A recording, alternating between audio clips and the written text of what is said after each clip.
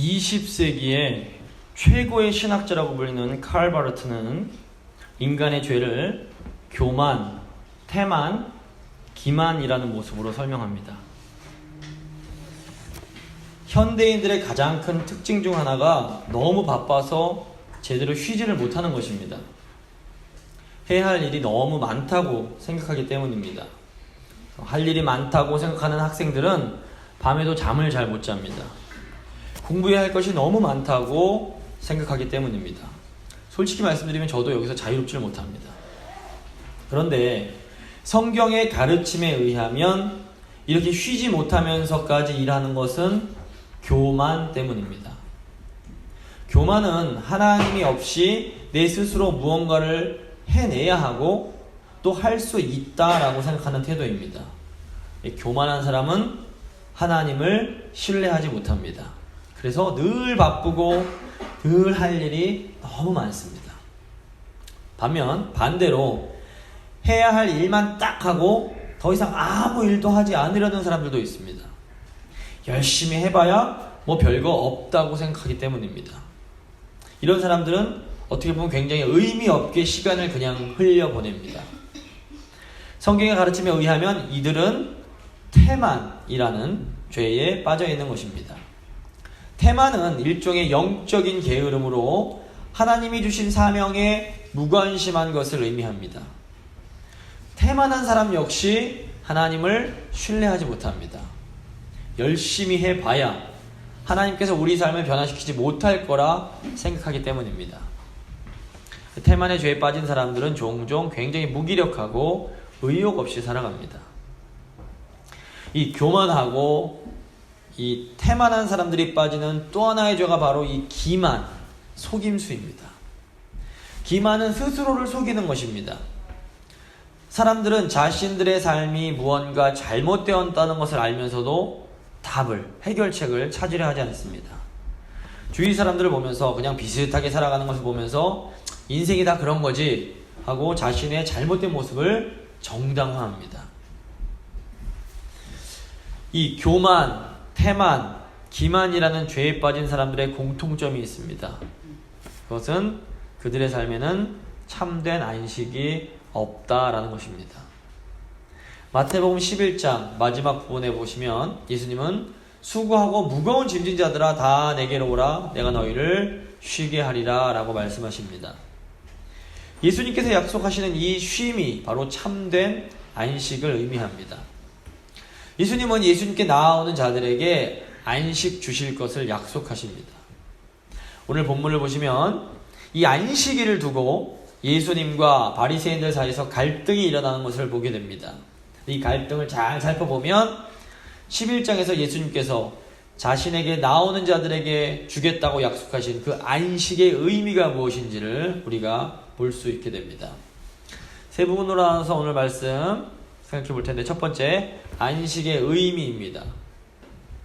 두 번째 안식의 변질입니다. 세 번째 안식의 회복입니다. 안식의 의미, 안식의 변질, 안식의 회복. 먼저 안식의 의미입니다. 성경에서 이 안식이라는 단어가 처음 나오는 곳이 창세기 2장입니다. 창세기 1장을 보시면 하나님께서 6일 동안 세상을 창조하십니다. 하나님은 첫째 날부터 셋째 날까지 세상에 질서를 부여하십니다. 그리고 넷째 날부터 여섯째 날까지 이 질서 있게 나누어진 우주를 채워주십니다. 창조 내용을 보면 첫째 날과 넷째 날이 연결이 되고 둘째 날과 다섯째 날이 연결되고 셋째 날과 여섯째 날이 연결이 됩니다. 그런데 이 일곱째 날은 어느 날과도 연결이 되지 않습니다. 창세기 2장 2절 3절 말씀을 제가 읽어드리겠습니다. 하나님이 그가 하시던 일을 일곱째 날에 마치시니 그가 하시던 모든 일을 그치고 일곱째 날에 안식하시니라. 하나님이 그 일곱째 날을 복되게 하사 거룩하게 하셨으니 이는 하나님이 그 창조하시며 만드시던 모든 일을 마치시고 그날에 안식하셨음이니라.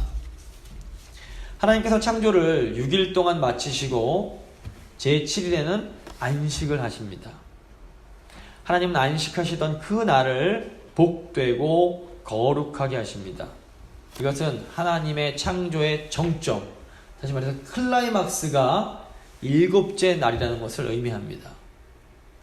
창조가 너무 중요합니다. 하지만 사실 창조보다 더 중요한 것이 바로 안식입니다. 하나님은 6일 동안 세상을 창조하시고 힘이 들어서 안식하신 것이 결코 아닙니다. 도리어 하나님이 세상을 창조하신 것이 바로 이 안식을 위해서였습니다. 이런 의미에서 안식은 결코 단순한 휴식이 아닙니다. 그냥 일을 하지 않고 쉬는 것은 휴식이지 안식이 아닙니다. 안식은 하나님 안에서 하나님의 임재와 그 복을 경험하는 것입니다. 휴대폰으로 비유를 하자면 휴대폰이 충전기에 꽂혀서 충전되고 있는 상태가 안식입니다. 하나님 안에서 참된 안식을 하면 우리의 영혼과 육체가 모두 회복되고 살아나는 것을 경험하게 됩니다. 하나님은 우리에게 이 교회를 주신 목적이 바로 이 때문입니다. 주일에 교회에 나와서 예배드리고 성도들과 교제하면서 이 회복을 경험할 수 있어야 합니다. 우리는 하나님 안에서 안식할 때 참된 삶의 가치와 의미를 찾게 됩니다. 우리가 하나님 안에서 안식할 때 우리가 하는 모든 일들이 의미를 갖게 됩니다. 현대인들이 그렇게 바쁘고 힘들게 살면서도 그 마음에 공허함을 느끼는 것은 참된 안식을 누리지 못하기 때문입니다. 안식이 없는 삶은 아무리 열심히 살아도 그 마음이 채워지질 않습니다. 하나님께서 인간을 창조하신 목적은 하나님 안에서 인간이 이 안식을 누리게 하시는 것이었습니다. 그런데 어리석은 인간이 하나님께 불순종하여 하나님께서 주시려는 그 안식을 거부합니다. 하나님은 예수 그리스도의 그 십자가를 통해서 하나님과 우리 관계를 회복시켜 주심으로 우리가 다시 그 안식으로 들어가게 하십니다. 이제 우리가 이 안식을 얻으려면 믿음으로 그리스도를 받아들여야 합니다. 또한 믿음으로 그리스도 안에서 말씀에 순종함으로 우리는 안식을 누릴 수 있습니다. 안타깝지만 말씀에 불순종하는 상태에서는 결코 안식이 있을 수가 없습니다. 말씀에 불순종하면 하나님께서 주시는 안식을 잃어버리게 됩니다. 창세기에서 시작된 창조는 예수 그리스도를 통해서 하나님 백성이 하나님 안에서 안식함으로 절정에, 완성에 이르게 됩니다. 예수 그리스도는 구원의 완성이시자 동시에 우리의 영원한 안식이 되십니다. 그리스도 안에 거하며 하나님께 순종하는 시간이 바로 안식의 시간입니다. 믿음으로 순종할 때 우리도 예수 그리스도 안에서 하나님께서 주시는 참된 안식을 누릴 수 있습니다. 두 번째로 안식의 변질입니다. 오늘 본문을 보시면 예수님과 제자들이 안식일에 밀밭을 지나가고 있었습니다. 이때 배가 고팠던 제자들이 이삭을 잘라 먹습니다. 이 모습을 보고 바리새인들은 어째서 예수님의 제자들이 안식일에 하면 안 되는 일을 하냐라고 따지게 됩니다. 십계명을 보시면 하나님은 7번째 날을 안식일로 정하십니다. 그리고 안식일을 기억하며 거룩하게 지키라 라고 말씀하십니다. 안식일은 세상의 삶에 지친 우리가 하나님이 주시는 안식을 통해 회복과 삶의 의미를 찾게 하시기 위한 일종의 은혜의 수단이었습니다. 은혜의 방편입니다. 모세오경을 보시면 중요한 사건이 있은 후에 하나님은 항상 이 안식일을 선포하십니다. 우리에게 안식을 주시기 위함입니다. 하나님은 하나님의 백성들이 분주한 일을 그치고 하나님과 깊은 교제를 나누면서 이 회복을 경험하기 원하셨습니다. 하지만 이스라엘 백성들은 하나님 말씀에 불순종함으로 이 안식을 거절합니다. 결국 이스라엘 백성들은 심판을 받아 안식의 땅에서 쫓겨나 바벨론의 포로로 끌려가게 됩니다. 포로 생활을 통해서 이스라엘 사람들은 자신들의 잘못을 깨닫게 됩니다. 그 포로에서 돌아온 후에 유다 백성들은 똑같이 같은 실수를 반복하지 않기 위해서 철저하게 율법을 지키기 위해 노력하게 됩니다. 이때 만들어낸 것이 소위 장로의 전통이라고 불리는 율법 조항들이었습니다. 처음에는 율법을 좀 제대로 지켜보자는 그런 열정에서 시작한 일이었습니다. 그런데 시간이 갈수록 유대인들은 이 명단을 더 세부적으로 만들면서 하면은 안 되는 일들을 자꾸 추가시킵니다. 예수님의 제자들이 안식일에 길가 밀밭에서 이삭을 잘라 먹는 일도 이 장로들이 만든 전통에 따르면 안식일을 범하는 행동이었습니다. 이때 이제 예수님께서 먼저 다윗의 예를 드십니다. 사무엘상 21장을 보시면 다윗은 자신을 죽이려는 사울왕을 피해서 도망치는 길에 제사장 아히멜렉에게 가서 먹을 것을 좀 달라라고 요청을 합니다. 그때 이 제사장이 율법에 의하면 제사장만 먹을 수 있는 그 진설병밖에 없다라고 말을 합니다. 이때 다윗이 배고픈 부하들을 먹이기 위해서 율법을 어기면서도 진설병을 달라고 해서 그 떡을 먹는 내용이 나옵니다. 하나님께서 원래 안식을 주신 목적이 인간이 하나님과 교제하며 영혼과 육체가 회복되기 위함이었습니다. 따라서 다윗 왕이 문자적인 율법을 어기고서라도 배고픈 사람들을 먹였던 것은 도리어 율법의 목적에 더 충실했던 것이었습니다. 또 예수님은 5절, 6절에서는 제사장들의 예를 드십니다. 성전에서 일하는 제사장들은 안식일의 제사를 위해서 짐승을 잡고 진설병을 교체하는 등 안식일에도 여러 가지 일을 하게 됩니다. 예수님은 성전에서 일하는 제사장들은 안식일에 일해도 불법이 아니다라고 하시면서 자신이 성전보다 더 크다라고 말씀하십니다. 그리고 나는 자비를 원하고 제사를 원치 않는다는 이 호세아 선지자의 말씀을 인용하시면서 바리새인들의 맹목적인 율법 준수에 대해 비판하십니다. 예수님은 다윗과 제사장들의 예를 통해서 도대체 안식일의 목적이 무엇인지를 물으십니다. 하나님이 안식을 주신 목적은 하나님의 백성들이 참된 안식을 누리게 하기 위함이었습니다. 그런데 시간이 가면서 안식일을 지키려는 인간의 전통이 도리어 참된 안식을 누리는 것을 방해하게 됩니다. 왜 예수님 당시에는 안식일이 이렇게 변질된 것일까요? 사람들이 안식일의 본질 또는 정신이 아니라 안식일의 형식에 집착했기 때문입니다. 안식의 본질이 아니라 안식의 형식에 집착하는 것은 죄의 특징 중에 하나인 태만, 즉 영적인 게으름 때문이었습니다. 성경을 보시면 하나님은 우리에게 안식을 주시기 위해서 새로운 시대와 상황에 맞는 새로운 말씀을 늘 주십니다. 그런데 사람들은 자신들에게 익숙하지 않다는 이유로 이 새로운 은혜를 거부하는 경우가 굉장히 많습니다. 왜 사람들이 우리에게 참된 안식을 주는 이 복음을 싫어할까요? 복음을 받아들이면 우리 삶에 반드시 어떤 변화가 일어나야 합니다. 그런데 이 테마는 복음이 가져오는 이 변화에 저항하게 만듭니다. 대부분의 사람들은 이 태만의 죄를 이기지 못하고 하나님이 주시는 새로운 말씀에 저항합니다. 하지만 시대마다 이 하나님이 주시는 새로운 은혜를 믿음으로 이렇게 끌어안는 사람들이 존재합니다. 하나님의 역사는 이런 소수의 사람들에 의해서 진행되어 왔습니다. 구약에서는 노아, 아브라함, 모세, 다윗, 에스라, 느헤미야 그리고 이 많은 선지자들이 태만의 죄를 이기고 하나님의 이 새로운 은혜를 받아들입니다. 노아는 오직 하나님의 말씀에 의지해서 비가 오지 않던 상황에서 거대한 방주를 만들었습니다. 아브라함은 오직 하나님의 말씀을 따라서 어디로 갈지 모르는 상황에서 길을 떠나갑니다. 또 모세는 말씀을 의지해서 강대국 애굽의 왕 바로와 맞섭니다. 구약에 나오는 모든 하나님의 사람들은 하나님의 새로운 은혜에 담긴 이 변화를 끌어안습니다.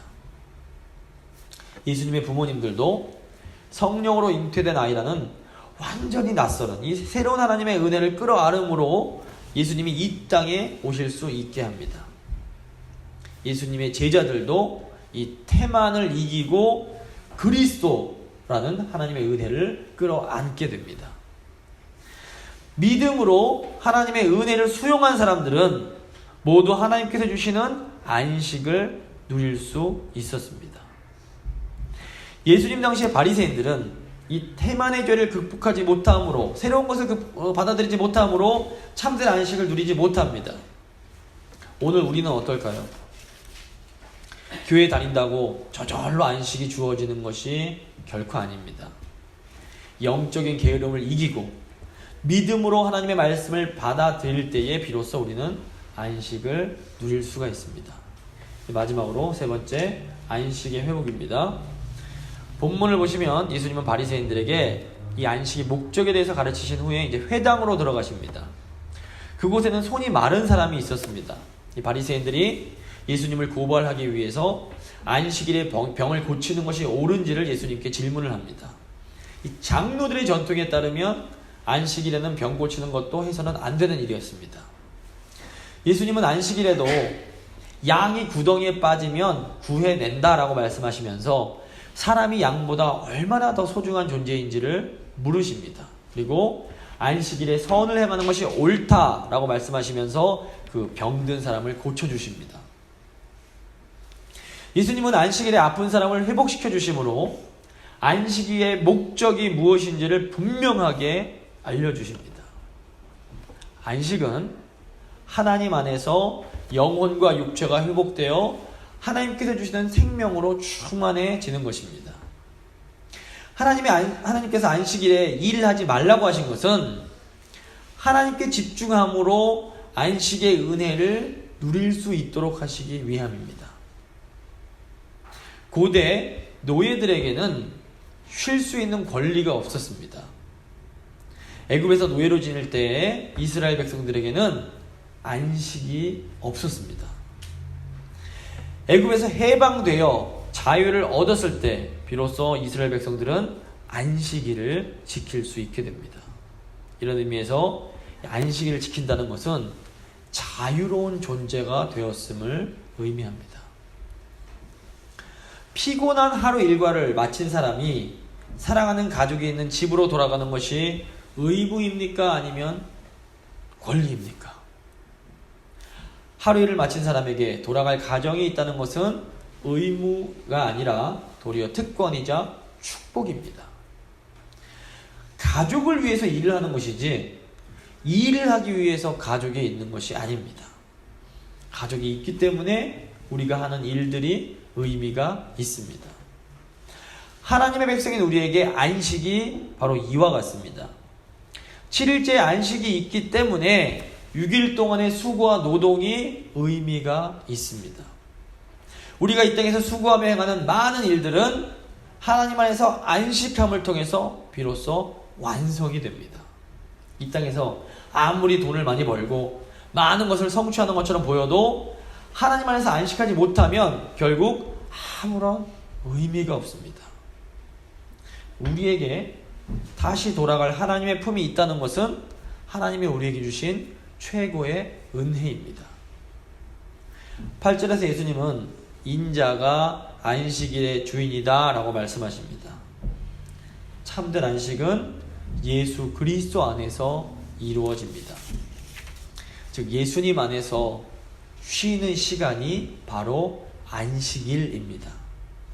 그렇다면 오늘 우리는 이 안식일을 어떻게 지킬 수 있을까요?